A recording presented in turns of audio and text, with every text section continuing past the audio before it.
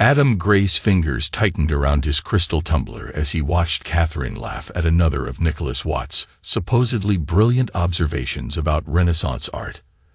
The sound grated against his nerves, too bright, too eager. Nothing like the controlled chuckle she usually reserved for their social gatherings. "The brushwork technique is unmistakable," Nicholas declared, gesturing with his wine glass. "Most collectors wouldn't catch it, but that's why authentication requires such meticulous attention to detail." Harold Gray, seated at the head of the mahogany dining table, nodded appreciatively. "Fascinating, Nicholas. The museum is fortunate to have someone with your expertise." Adam took another sip of his scotch, letting the amber liquid burn away the acid taste in his mouth. At 43, he had mastered the art of the pleasant facade, a skill that served him well both as a financial advisor at Preston and Associates and as the supposed patriarch of this Sunday dinner charade. "Catherine mentioned you authenticated 3 new pieces this month," Adam said, his voice carrying just enough interest to maintain his role as the engaged host. "Quite productive." Nicholas' eyes flickered to Catherine for a fraction of a second before he smiled. "Your wife's curatorial instincts are remarkable. She has an eye for potential that makes my job significantly easier." "Among other talents," Harold added, raising his glass in Catherine's direction. The gesture seemed innocent enough, but something in his father's tone made Adam's skin prickle. Catherine touched Nicholas' arm as she stood. "Let me show you the Caravaggio prints I was telling you about. They're in the study." "The study's being renovated," Adam reminded her, watching their body language with growing unease. "Oh, right." Catherine recovered smoothly. "My office, then. They'll need your opinion before we consider them for the Renaissance exhibition." As they left the dining room, Tricia Lynn's warnings about the financial discrepancies echoed in Adam's mind. His assistant had approached him 3 times in the past month, each time more insistent about irregular patterns in his personal accounts. "More scotch, son." Harold's voice cut through his thoughts. Adam studied his father's face, searching for something. 10 years had passed since his mother's death, but the questions surrounding it still nagged at him. The rushed cremation, against her explicit wishes for burial beside her parents, had sparked the first real argument between father and son. "I should check on the kids' school accounts," Adam said, standing. "The tuition payments are due soon." Harold's hand tightened almost imperceptibly around his wine glass. "Catherine handles all that, doesn't she?" "Through the trust. Time I took a more active role in the finances," Adam replied, maintaining eye contact until his father looked away. In his home office, Adam pulled up the latest bank statements. The numbers confirmed Tricia's concerns: large transfers disguised as art acquisitions and educational expenses, but the timing didn't align with either the museum's purchasing schedule or the children's school terms. A soft laugh drifted through the window, drawing his attention to the garden below. Catherine and Nicholas stood too close together, their profiles illuminated by the patio lights. As Adam watched, Nicholas brushed a strand of hair from Catherine's face, an intimately familiar gesture that sent ice through Adam's veins. The next morning, Adam arrived at his office earlier than usual. Tricia was already at her desk, her efficiency one of the reasons he'd kept her as his assistant for over a decade. "Mr. Gray," she straightened in her chair, "I've compiled those account summaries you requested." "Show me everything," he ordered, closing his office door. "From the beginning." Tricia spread the documents across his desk. "The pattern started roughly 15 years ago. Small transfers at first, then larger ones coinciding with your children's births." She hesitated. "There's something else. The trust fund your father established. It has unusual terms." Adam scanned the trust documents, his jaw tightening. "Control transfers to an unnamed third party when the children turn 18. Your signature appears on the authorization," Tricia pointed out carefully. "But the handwriting isn't mine." Adam's voice was deadly quiet.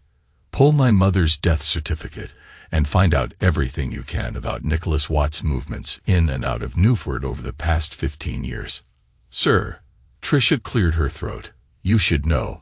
I tried to trace his employment history at the Lake City Institute of Art. The records are inconsistent.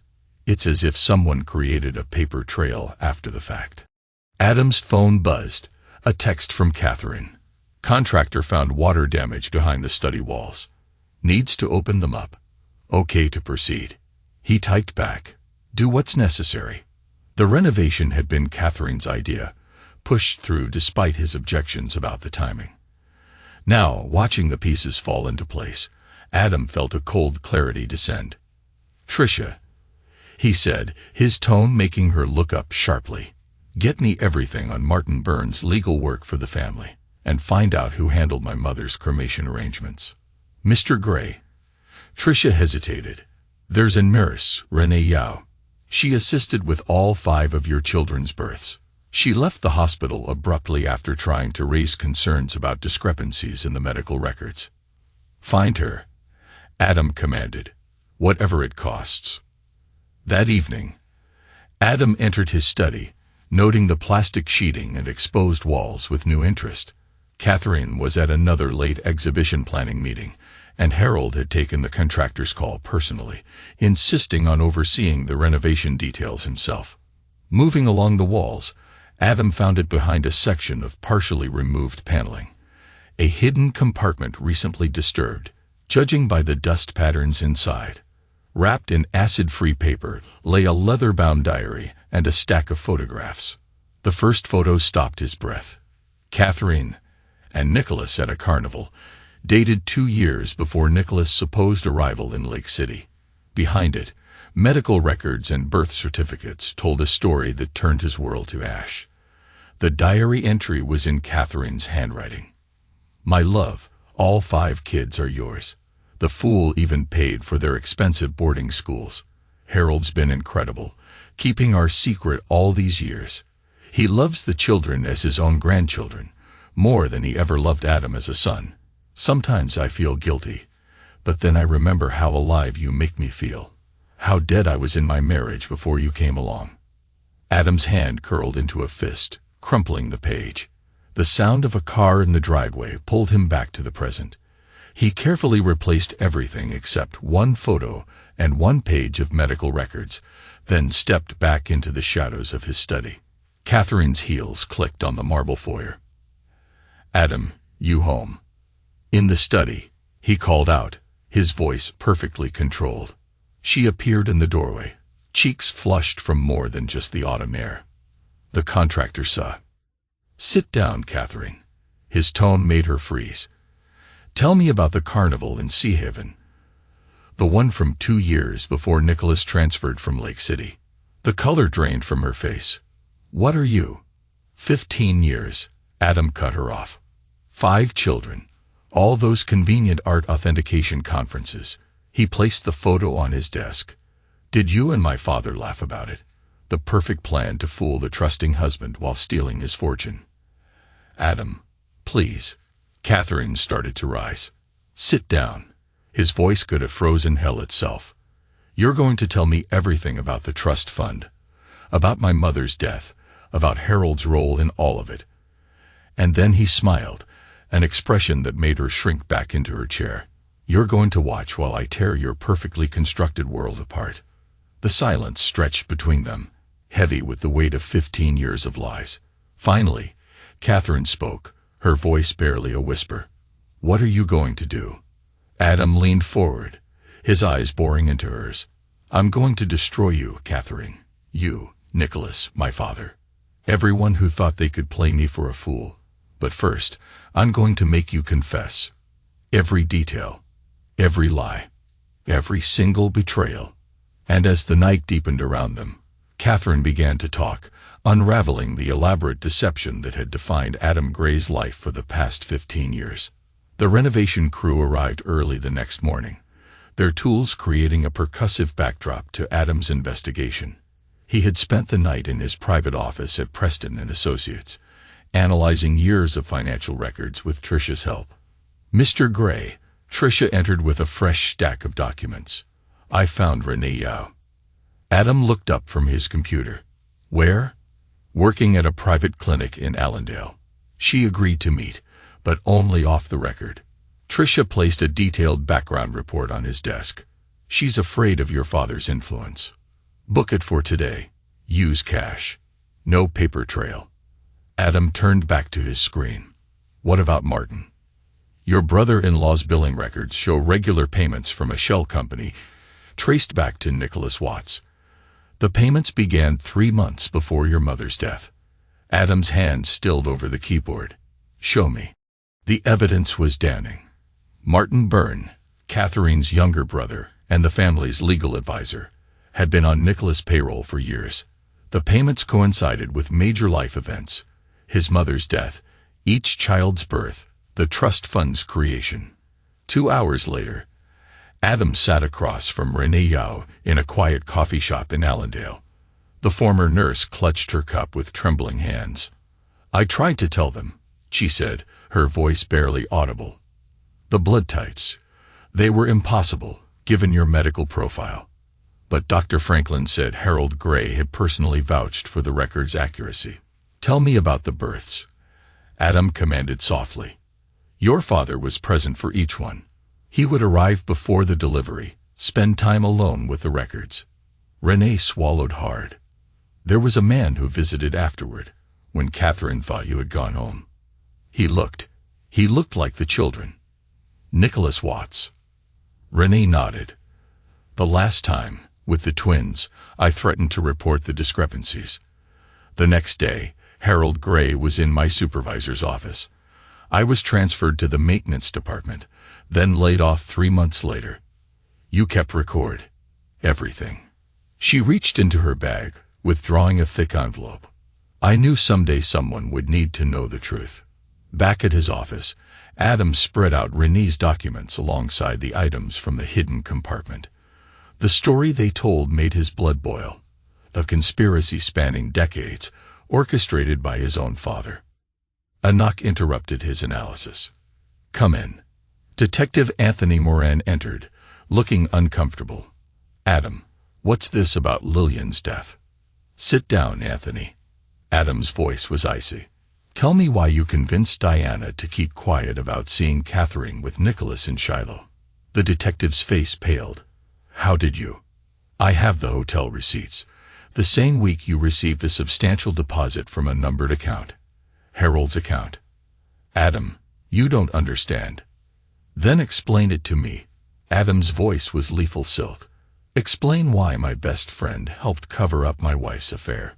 Explain why a decorated detective ignored evidence about my mother's suspicious death. Anthony slumped in his chair. Harold said it would destroy you. Learning about Catherine and Nicholas. He said Lillian's death was an accident. She was distraught, unstable. The evidence was circumstantial.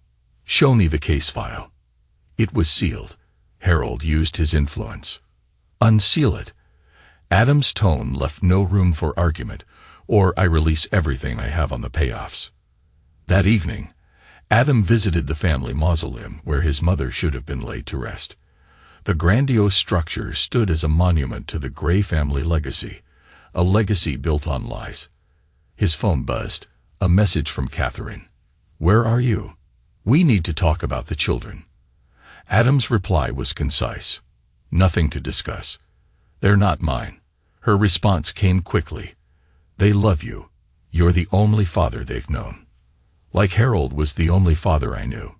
He typed back. How convenient that he helped hide his grandchildren's true parentage. His phone rang. Harold. Adam let it go to voicemail, instead dialing Tricia. Sir, execute the transfers we discussed, and contact Charlotte Addison and Bethany Cole. Tell them I'm interested in their gallery chain. Their financial situation is precarious. Tricia warned. Perfect. Adam smiled grimly. Have my jet ready tomorrow. It's time to become Isaac Maguire. A final text arrived from Catherine.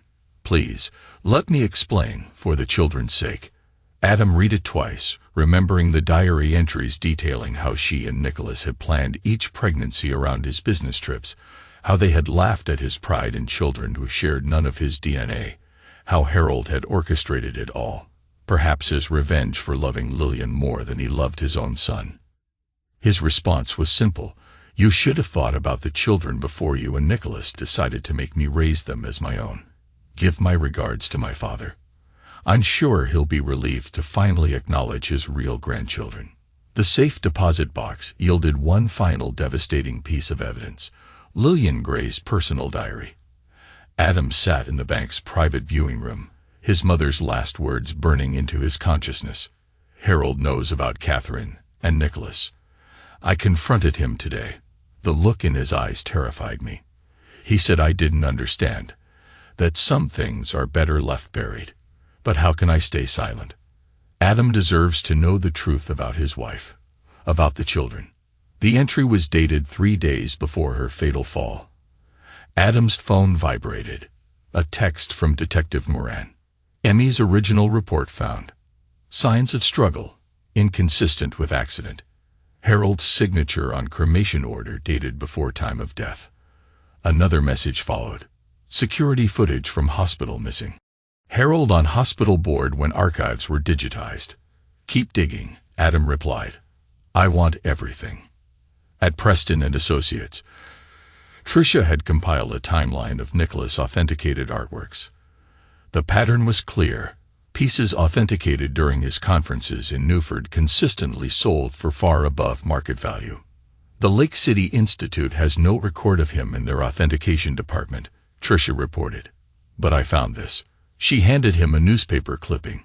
Nicholas Watts named in an authentication scandal. Charges mysteriously dropped after key evidence disappeared.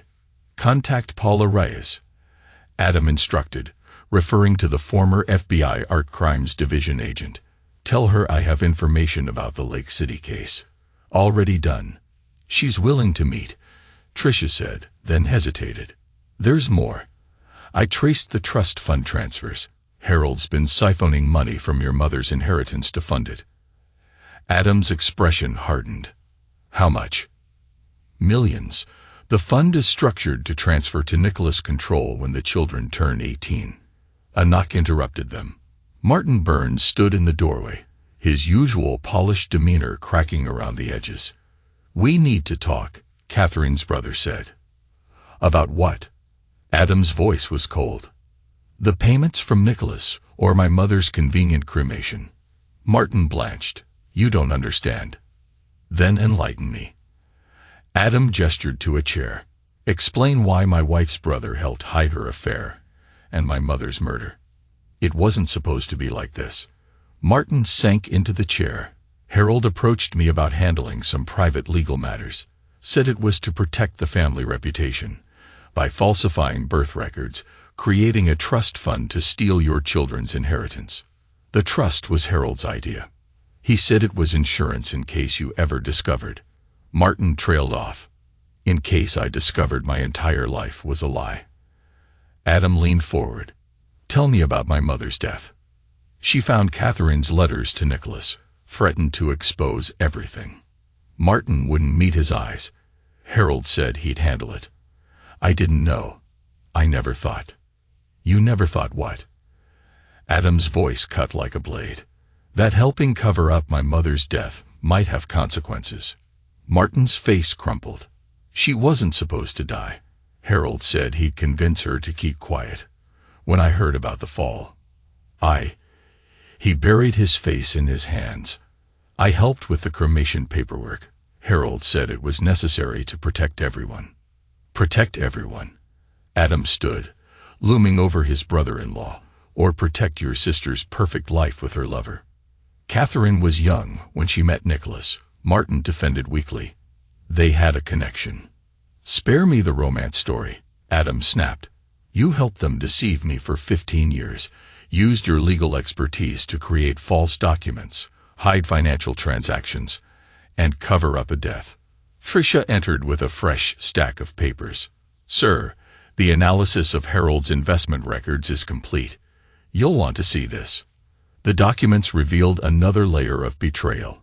Harold had been using Adam's financial expertise to help Nicholas build his art authentication business, funneling profits through offshore accounts.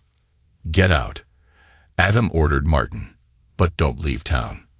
When this breaks, You'll want that immunity deal you're going to negotiate with the DA. After Martin fled, Adam turned to Tricia. What did you find on Joanne Wright, former senior conservator at the museum? Tricia consulted her notes.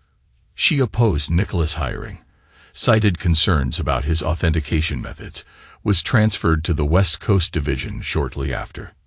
Transfer documents. Signed by the board after Harold made a substantial donation to the museum's endowment fund. Adam's phone lit up with another text. From Catherine. This time. The children are asking about you. Please come home. Home. The word tasted like ashes. The Victorian mansion he'd bought for their family was just another prop in their elaborate deception. He thought of the children at their boarding schools, none of them sharing his brown eyes or his mother's auburn hair. Catherine's explanations about family genetics now revealed as carefully crafted lies. Sir, Tricia's voice pulled him back. Detective Moran sent the complete autopsy photos, and I have Diana Moran on line 1. Adam picked up the phone. Diana. I should have told you, his best friend's wife burst out. When I saw them at the hotel, James, Anthony, said exposing it would destroy too many lives. That Harold had proof of Catherine's affair, but was handling it privately to protect the family name. When was this? 3 years ago, the weekend of the museum's donor gala. Diana's voice cracked. Catherine was wearing the sapphire necklace you'd given her for your anniversary. Another piece clicked into place, the necklace she claimed to have lost months later. The insurance payout that had mysteriously never been processed. Thank you, Diana, Adam said quietly. You've been more honest than my own family. He hung up and turned to Tricia. Prepare the documents we discussed. All of them. And contact Charlotte Addison and Bethany Cole about their gallery chain. Already done. They're eager to meet with Isaac Maguire about a potential investment. Tricia paused. Are you sure about this? Adam stood at his office window, watching the city below. Somewhere out there, his wife and her lover were probably celebrating another successful deception. His father was likely orchestrating more ways to control the fortune that should have been his children's inheritance, children who had never been his. My mother wrote that some things are better left buried, he said finally. She was wrong. It's time to dig up everything they tried to hide. Every lie, every betrayal, every criminal act they committed while playing their roles in this farce of a family. It will destroy them, Tricia observed. Yes, Adam agreed, his voice hard with resolve. It will. Tricia Lynn stared at the passport in her hands. The name Isaac Maguire stared back, accompanied by a photo of Adam Gray with subtle alterations. Graying temples, different hairstyle, rimless glasses. The documentation is perfect, she said, examining the associated papers. But what about digital footprints? Already handled. Adam replied, reviewing files on his laptop. Isaac Maguire has a master's in finance from Edinburgh, 10 years of private banking experience in London, and a particular interest in art market investments. They sat in a private office suite in Stratford, far from Newford's prying eyes. The space, rented under a shell corporation, had become their war room. The trust fund transfer records are concerning, Tricia noted, gesturing to her screen. Harold's been moving larger amounts recently. He's getting nervous. Adam's voice held cold satisfaction. The Christmas dinner plan will push him over the edge. The DNA test results lay on the desk between them, accompanied by detailed medical records and birth certificates. Next to them sat a thick folder containing evidence of Harold's involvement in Lillian Gray's death. Detective Moran called again, Tricia reported. He's wavering. Send him the first package, Adam commanded. Let him see what his silence has protected all these years. A knock interrupted them. Paula Rise entered, her investigative training evident in her precise movements. Your father's been making inquiries about offshore accounts. He's trying to trace the money. Good. Adam smiled without warmth. Let him chase shadows while we dismantle his empire. Paula spread photographs across the desk. Surveillance shots of Nicholas at various galleries. meeting with known art fraud suspects. He's getting sloppy. The Lake City scandal wasn't his first brush with fraud accusations. Tell me about the Addison Cole sisters, Adam requested. Charlotte Addison and Bethany Cole inherited their gallery chain from their father, Peter Cole. Nicholas authenticated a Rembrandt for him.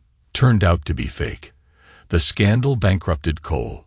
He died of a heart attack 3 months later. And now their galleries are struggling on paper, Paula confirmed. But I've traced a pattern of legitimate authentications through smaller independent experts. They're building a clean portfolio behind the scenes. Adam nodded appreciatively. Smart women. Set up a meeting. Already done. They're eager to meet the mysterious Isaac Maguire, Paula said, then paused. There's more. Nicholas has been approaching other galleries, looking for authentication contracts. He's burning through cash faster than usual. Catherine's getting greedy. Tricia observed. The museum salary can't support their lifestyle anymore. No. Adam agreed.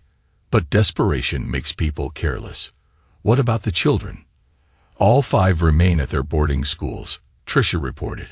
Catherine's been making weekly deposits to their accounts, money traced back to recent art sales. Sales authenticated by Nicholas, Paula added. The prices are inflated by at least 40%. Adam's phone buzzed. A message from Harold. Son, we need to talk about your mother's estate. He's panicking. Adam noted with satisfaction. Tricia, proceed with the asset liquidation. Paula, get me everything on Nicholas Lake City operations. It's time to turn up the heat. The next morning, Isaac Maguire made his first official appearance, touring the Addison Cole flagship gallery in Stratford. The authentication process is our primary concern, Charlotte Addison explained, leading him through the exhibition space. Recent market volatility has made buyers cautious. Understandable. Isaac replied, examining a Renaissance piece. Especially after the Cole-Watts scandal. Bethany Cole's head snapped up. You know about that. I make it my business to know market history. Isaac adjusted his glasses. Your father's reputation for integrity was well known in European circles. The sisters exchanged glances. Perhaps we should continue this discussion in private, Charlotte suggested. In their office, Bethany poured 3 glasses of scotch. What exactly are you proposing, Mr. Maguire? A partnership, Isaac replied smoothly. Your galleries have an impeccable provenance verification system, combined with proper capitalization. He let the implication hang. We've had other offers, Charlotte noted, from Nicholas Watts, perhaps. Isaac watched their reactions. Through intermediaries, of course. How did you? Bethany started. The same way I know about the independent authentications you've been quietly accumulating. Isaac sipped his scotch. Smart move, building a clean portfolio. Charlotte leaned forward. What's your real interest here, Mr. Maguire? Let's say I have a personal stake in seeing certain fraudulent practices exposed. He placed a file on their desk. This might interest you. The sisters reviewed the documents. Evidence linking Nicholas to multiple authentication scandals, including their father's case. Why show us this? Bethany demanded. Because you understand the value of patience, Isaac said. Of building a case so strong it can't be buried by connections or money. Isaac stood. Consider my offer. I'll be in touch. Back in his temporary office, Adam reviewed the day's developments with his team. The sisters are intrigued, Paula reported. They've already started background checks on Isaac Maguire. They won't find anything concerning, Tricia assured them. The identity is ironclad. What about the Christmas dinner preparations? Adam asked. All arranged, Paula confirmed. The DNA results will arrive during dessert. Detective Moran is prepared to act on the evidence about Lillian's death. Adam's phone lit up with another message from Catherine. The children ask about you. Please come home. He deleted it without responding. On his desk, Lillian's diary lay open to her final entry. Harold says some things are better left buried. But the truth has a way of surfacing, doesn't it? like bodies in a river. Sir, Tricia interrupted his thoughts. Harold's trying to access the trust fund. He's encountered our blocks. Right on schedule, Adam murmured. Proceed with Phase 2. Nicholas Watts paced his office at the Newford Museum of Fine Arts, phone pressed to his ear. The authentication has to hold up, Martin. The buyers are asking questions. The paperwork is solid, Martin Byrne assured him. But Harold's behavior is concerning. He's been drinking, talking about Lillian. Handle it, Nicholas snapped. That's what we pay you for. The office door opened, and Catherine entered, her face tight with worry. Nicholas, we need to talk. He ended the call. What's wrong? Harold's new wife, Anita Mahoney Gray, that opportunistic snake, has been recording his drunken ramblings about Lillian, about us, about the children. Nicholas frowned. How do you know? Martin overheard her on the phone with her lawyer. She's building insurance in case Harold tries to cut her out of his will. Nicholas swore softly. First Adam disappears. Now this. The timing. He knows something, Catherine whispered. He has too. The way he vanished, right after the renovation started. The hidden compartment was empty. Nicholas, we checked. Then why hasn't he touched his accounts? Why won't he answer calls from the children? Before Nicholas could respond, his phone buzzed. An email from the Lake City Institute of Art, inquiring about authentication records from his supposed tenure there. Problems? Catherine asked, noting his expression. Nothing serious, he lied smoothly. How are the children handling everything? Allison's asking questions about the authentication processes, about your background. Catherine sank into a chair. She's too smart for her own good, like her father. Don't, Nicholas muttered. Don't talk about him. At his care facility, Harold Gray stared at his bank statements in disbelief. The transfers were denied. How is that possible? Anita Mahoney Gray placed a calming hand on his shoulder while activating the recording app on her phone. Tell me again about Lillian, darling, about the night she fell. She didn't fall, Harold slurred, reaching for his whiskey. She knew too much, about Catherine and Nicholas, about the children. She was going to tell Adam everything. Anita's fingers tightened on her phone. What happened that night? I tried to reason with her, told her some things are better left buried. But Lillian, she was always so righteous. Like Adam, Harold's voice broke. My son, what have I done to my son? In her dorm room at boarding school, Allison Gray researched authentication methodologies on her laptop. Her mother's latest email sat unanswered in her inbox. Please call. We're worried about you. A notification popped up. Another anonymous tip about Nicholas' authentication practices have been uploaded to the art fraud investigation database. Allison smiled grimly as she added her own documentation to the growing file. Her phone buzzed. A text from the siblings' group chat. The twins, Connor and Lily, were planning to study abroad next semester. Can't stay here, Lily wrote. Too many lies. At the police station, Detective Anthony Moran reviewed the latest evidence package that had arrived anonymously. Photos of Lillian Gray's original autopsy, witness statements that had been suppressed, Harold's signatures on cremation orders dated before her death. His wife, Diana, entered his office. Anthony, you have to do something. This isn't going away. I know. He stared at the files. I should have listened to you years ago about Catherine and Nicholas. It's not too late to do the right thing, she urged. A knock interrupted them. Camilla Howe, the museum's new director, stood in the doorway. Detective Moran, we need to talk about some irregularities in our authentication records. Meanwhile, Martin Byrne sat in his law office, surrounded by incriminating documents. Years of falsified records, backdated contracts, suspicious death certificates. He kept copies of everything, insurance against the day it all unraveled. His phone rang. Nicholas again. The Lake City inquiry, Nicholas demanded without preamble. Handle it. It's not that simple anymore, Martin replied. Things are unraveling, Nicholas. Harold's drinking, talking too much. Anita's recording everything. Then discredit her, Nicholas snapped. That's your job. No, Martin said quietly. Not anymore. I'm done cleaning up your messes. He ended the call and opened his safe, removing a thick file labeled insurance. Inside lay years of evidence against Nicholas and Catherine, carefully preserved for this moment. His phone buzzed again, a text from an unknown number. Ready to make things right. Reply, if interested. Martin stared at the message for a long moment before typing. Yes. The Addison Cole Gallery boardroom buzzed with anticipation. Art fraud investigators from Interpol, the FBI, and Scotland Yard sat interspersed among the shareholders, their presence concealed behind careful disguises. Charlotte Addison tapped her pen against her notepad, watching Nicholas Watts approach the podium. His confident stride betrayed no awareness of the trap about to spring shut. Ladies and gentlemen, Nicholas began, our bid to acquire the Addison Cole Gallery chain represents a unique opportunity.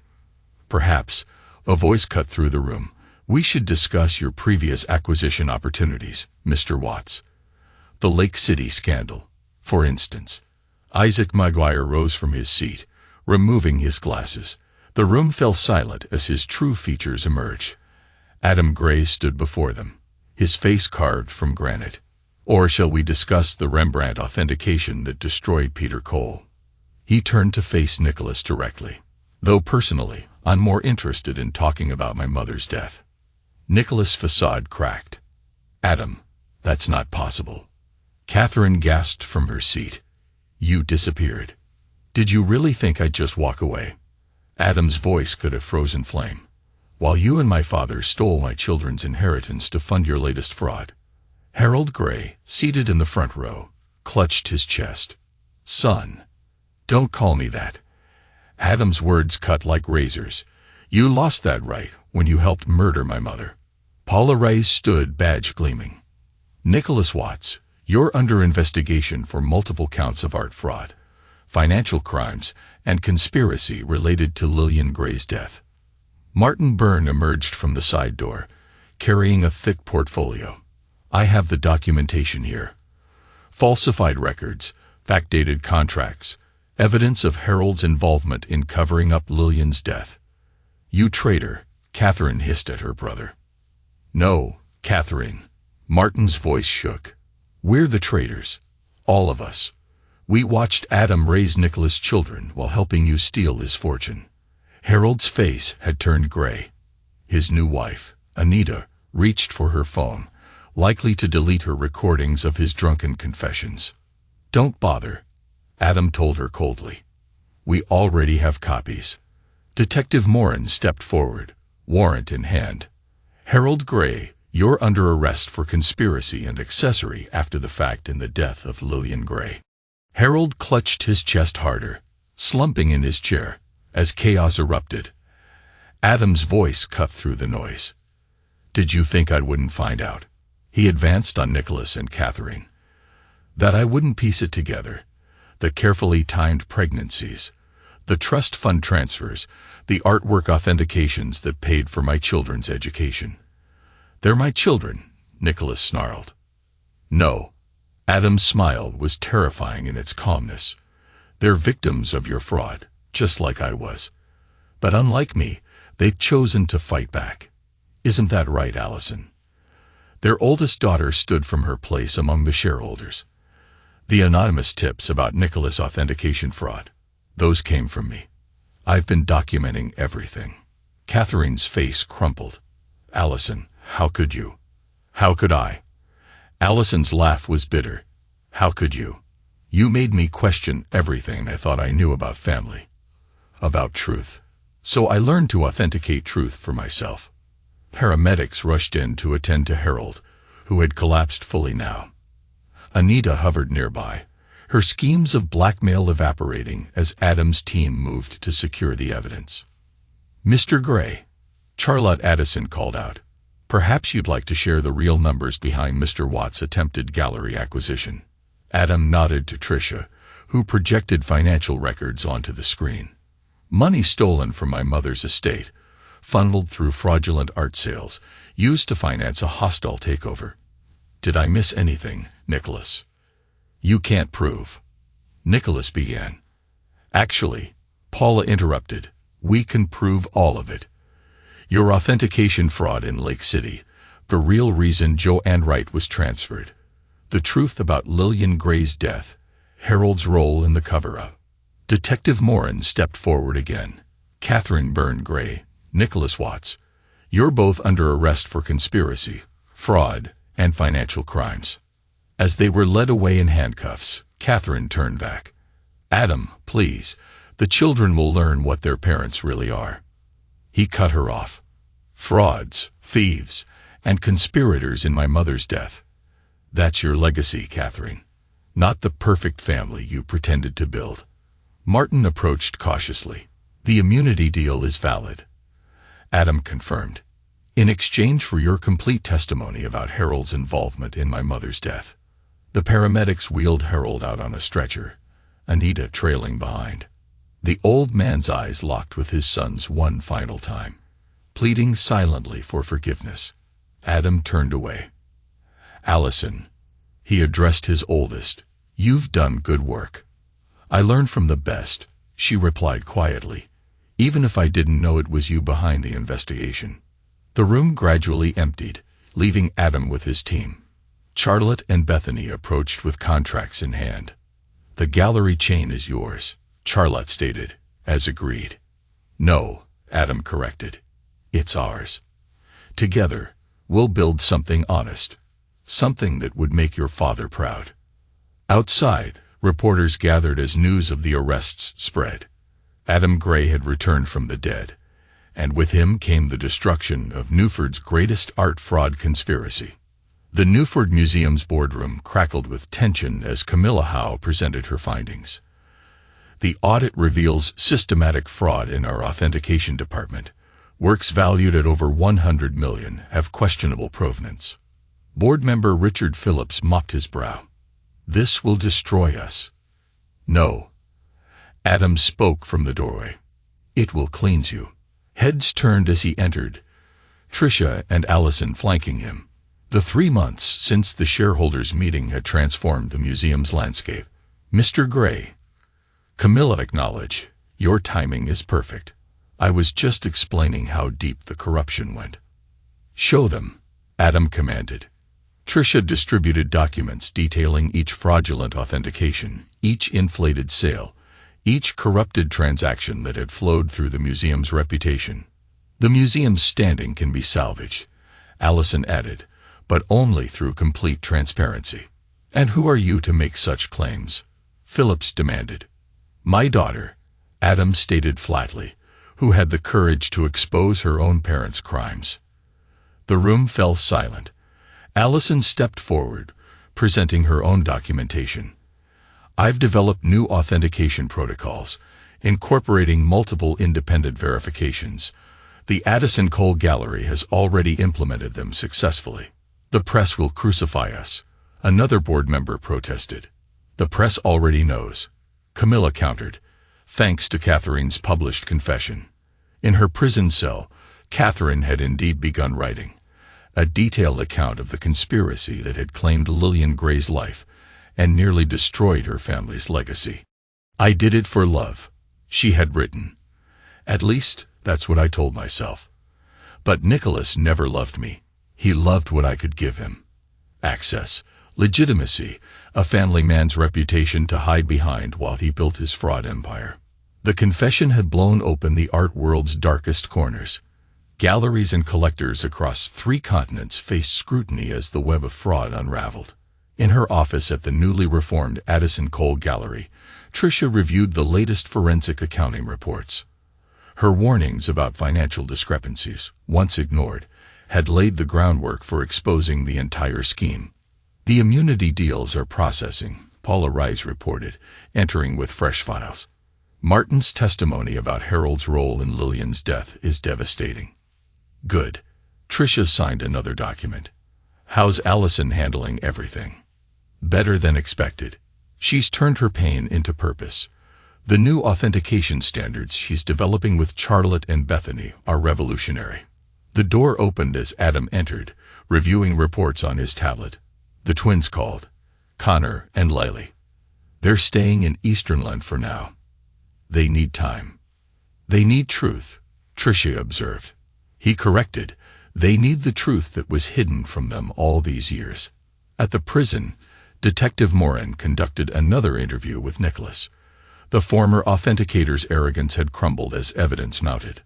Harold approached me first, Nicholas admitted. Said his son was too soft, too honest for the art world, that Catherine deserved someone who understood ambition.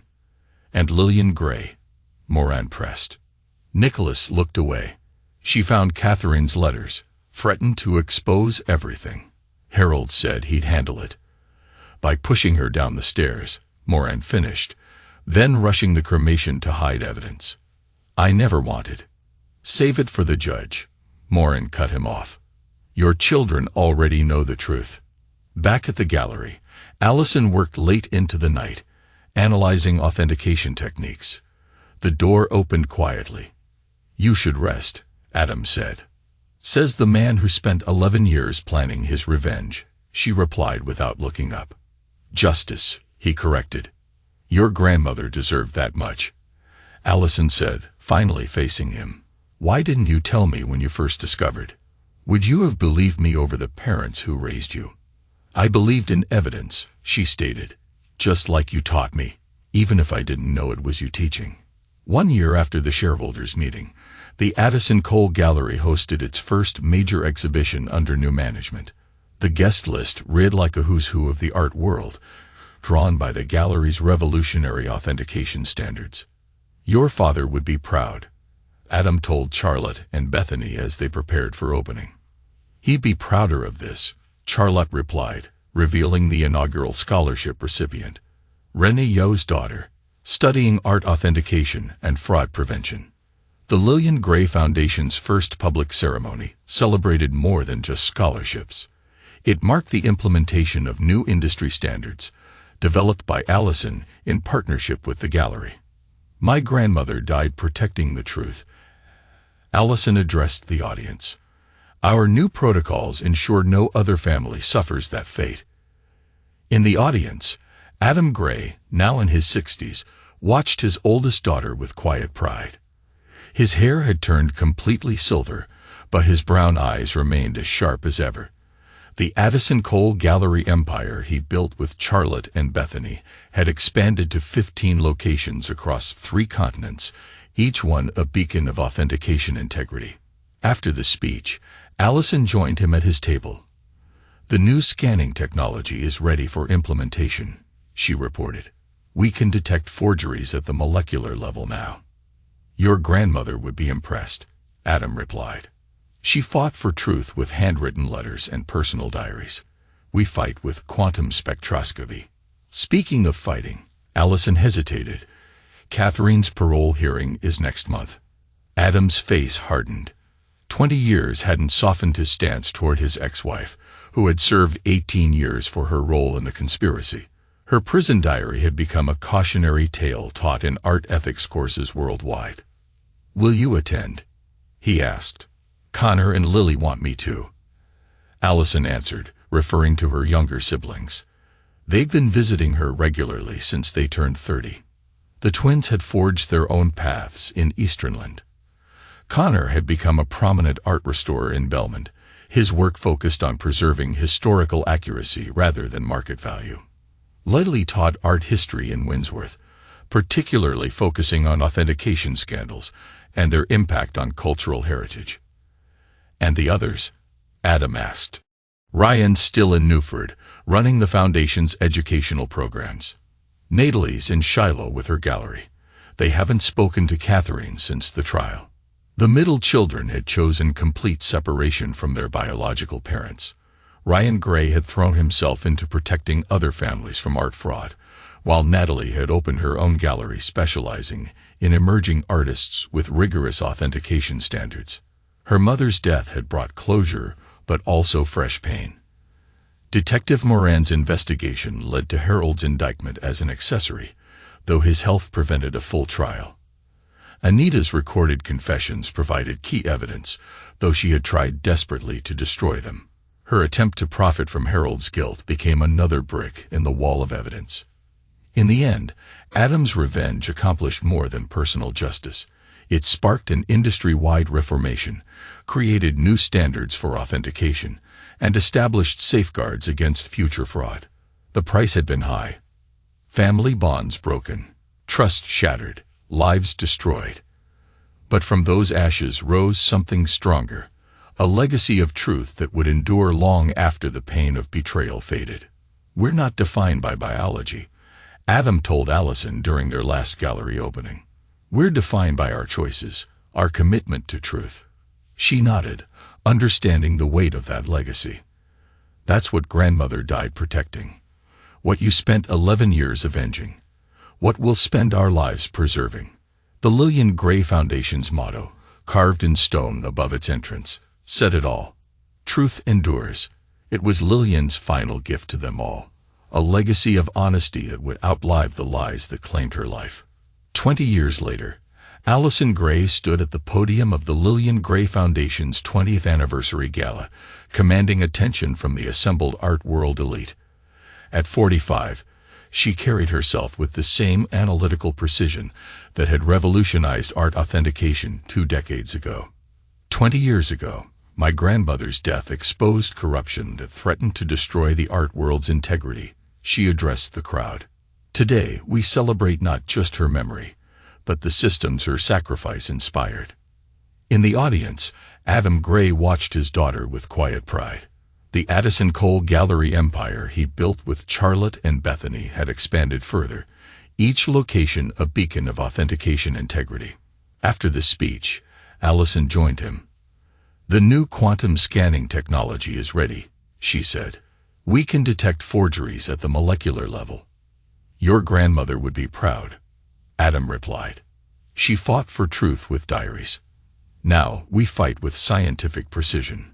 Speaking of truth, Allison hesitated. Catherine's parole hearing approaches. Connor and Lily intend to go. "Do you think they'll forgive her?" Adam asked. "They're searching for closure," Allison said simply. "Not forgiveness, just understanding." Elsewhere, Ryan was expanding the Foundation's educational program, opening centers in Himora and Ruhale. Natalie's gallery thrived in Shiloh, championing emerging artists under the highest authentication standards. Every child had found a path that honored the truth hidden from them so long. Adam's phone buzzed. A message from Martin Byrne. The firm in compliance for the new center in Ruhale had identified 3 more forgery attempts that morning alone. "The system works," he noted with satisfaction. "Because you made it work," Allison replied. "You could have just destroyed them, Catherine, Nicholas, Harold, but you built something lasting." "I built it for you," Adam corrected gently. "All of you." So the Lillian Gray Foundation continued to expand, its authentication protocols protecting billions in art transactions annually. Its educational programs trained hundreds of specialists. Its legal team prosecuted art fraud cases on every continent. Allison's evolving technology caught forgeries daily, ensuring truth remained the guiding principle of the art world. Standing before Lillian's portrait in the Foundation's headquarters, Adam reflected that revenge had given him something unexpected, not just justice, but a family bound by choice rather than blood, united in their commitment to truth. It was a legacy Lillian would have cherished, one that would endure long after personal grievances faded into history.